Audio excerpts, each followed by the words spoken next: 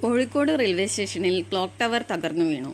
2-ാം number പ്ലാറ്റ്ഫോമിലേക്കാണ് തകർന്നു വീണത്. രാവിലെ 11:10 സംഭവം. കോഴിക്കോട് കണ്ണൂർ പാസഞ്ചർ പ്ലാറ്റ്ഫോമിലുള്ളപ്പോഴാണ് അപകടം.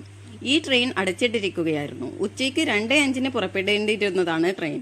അപകടം നടക്കുന്ന സമയത്ത് യാത്രക്കാർ ഇവിടെ ഇല്ലാതിരുന്നതാണ് ദുരന്തം ഒഴിവാക്കിയത്. ഇവിടെ ഉണ്ടായിരുന്ന ചില ജീവനക്കാർ ഓടിമാറുകയും ചെയ്തു. ക്ലോക്ക് ടവറിന്റെ ശോചനീയാവസ്ഥ സംബന്ധിച്ച് നേരത്തെ തന്നെ മുന്നറിയിപ്പ് നൽകിയിരുന്നതായാണ് വിവരം. 1 നൂറ്റാണ്ടിലേറെ പഴക്കമുള്ളതാണ് കെട്ടിടം. സുരക്ഷാ ക്രമീകരണങ്ങൾ നടത്തിവരുന്നതിനിടെയാണ് അപകടമുണ്ടായതെന്ന് ഉദ്യോഗസ്ഥർ പറയുന്നു. ക്ലോക്ക് ടവറിന്റെ അവശേഷിക്കുന്ന ഭാഗം കൂടി നിലം പതിക്കാനുള്ള സാധ്യത മുന്നിൽ കണ്ട് പ്രദേശത്ത് കനത്ത ജാഗ്രത പുലർത്തുന്നുണ്ട്.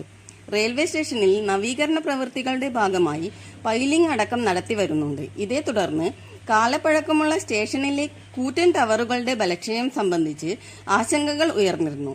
എന്നാൽ മുന്നറിയിപ്പുകൾ അധികൃതർ അവഗണിച്ചതായും ആക്ഷേപമുയർന്നിട്ടുണ്ട്.